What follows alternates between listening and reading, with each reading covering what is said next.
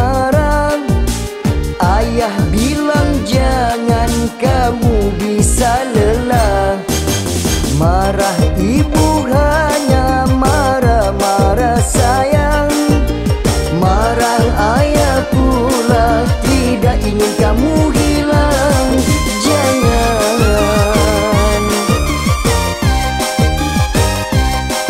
jangan. Tiap kata ibumu ada oh baiknya. Jangan oh jangan coba kau mengingkarinya. Tiap tutur katanya pasti kamu bisa beroleh kebahagiaan akhirat dan dunia. Dengarkanlah kata nasihatnya. Jangan kita tidak ambil kira.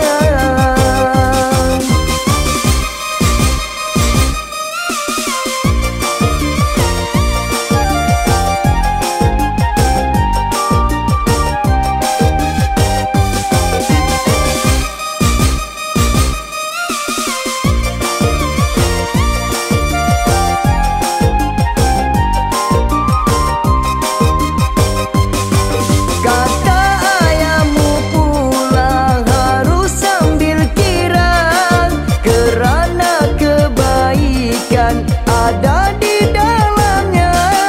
Segala pengalaman telah mengajarnya agar bisa kau terus kenal erti dewasa.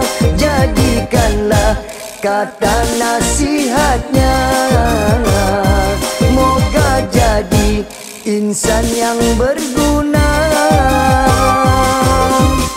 Ibu bilang jangan kamu jangan marah. Ayah bilang jangan kamu bisa lelah. Marah ibu hanya marah-marah sayang.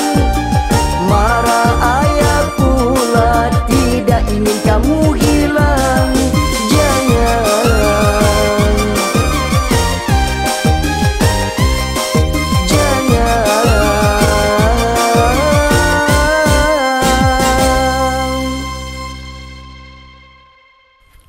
Macam kawan-kawan.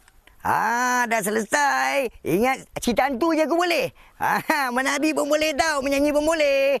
Yang penting kawan-kawan, komen lah. Apa benda nak komen, komen lah korang. Bantai lah. Yang penting like, subscribe, share. Dan apa saja. Di channel apa, okey? Tolong tau ramai-ramai share banyak-banyak. Pastikan muka DJ kalau nak cerita toyol, okey? Share dengan ramai. Assalamualaikum warahmatullahi wabarakatuh. Terima kasih banyak. I love you. Yang tepinya. Jangan depan sikit, Cantik Duduk kamera sikit Yeah. 1, 2, 3, 4. Ngambah.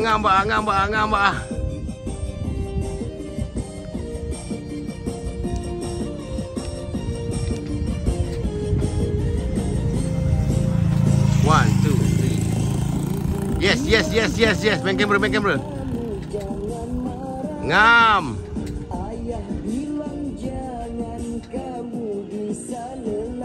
Mantap. Tak ni kau yang macam biasa je, bah.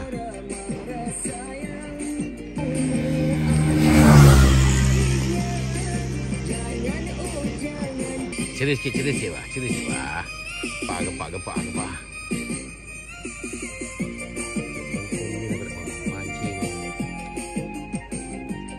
Orang kata hati saya tak suruh diri.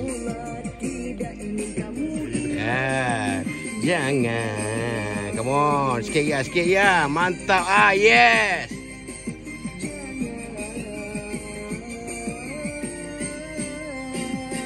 Yes. Stay. 1, 2, 3. Cut.